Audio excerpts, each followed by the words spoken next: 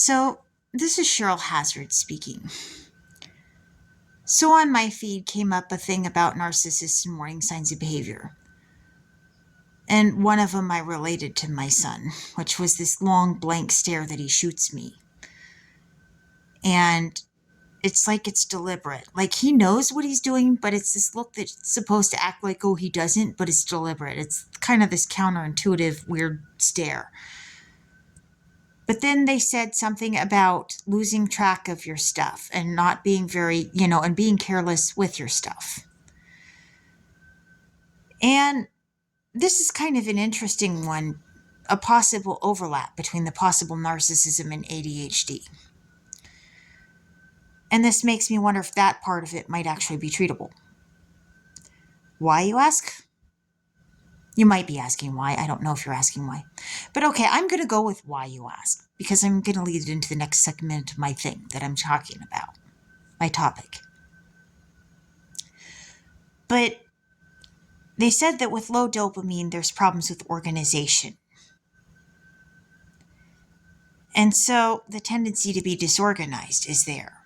So that could be part of the difficulty with things, like remembering where you place things. And then there's the motivation. And motivation can affect your things too. Like keeping track of things and, remembering where you put things. That goes with it. So I think that could be connected to both the narcissism and the ADHD. I'm thinking that could be a possibility. But I'm wondering how much they said that narcissism cannot be treated. And I'm wondering how much of that is true. I think on the day that I gave Nathan vitamin B6, there was some improvements in behavior. Like we went grocery shopping. And sometimes, I just get stiff carrying everything and it's heavy and it's a pain in the butt.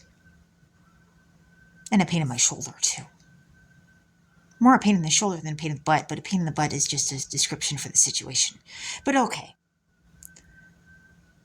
But when I gave him vitamin B6, Nathan just grabbed the bag and carried it himself. He just went ahead and carried the bag. He thought to carry it. He thought to help me out. I didn't have to ask him. That was just him. Bada bing, bada boom. And there was more consideration. So how much of personality disorders like narcissism and psychopathy, sociopathy, autism, borderline personality disorder are nutrient deficiencies that could be treated? Are these really their personality? Or is there some light bulb not going on in the brain that a nutrient that if one got enough could fix it?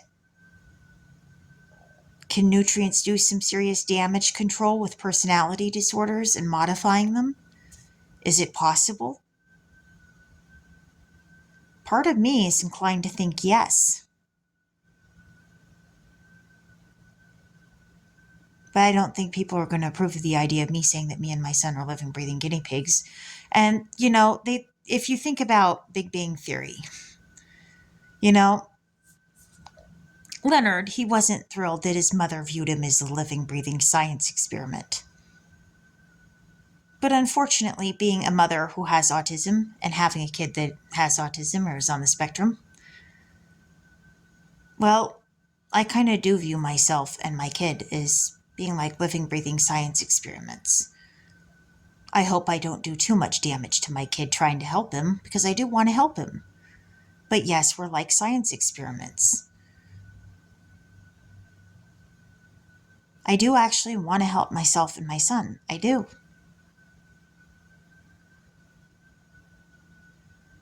But when you're raising a kid, you're always going to have somebody who's in disagreement with you about how you raise your kid. You're going to be up against that somewhere. This is Cheryl. Sorry. This is Cheryl Hazzard speaking.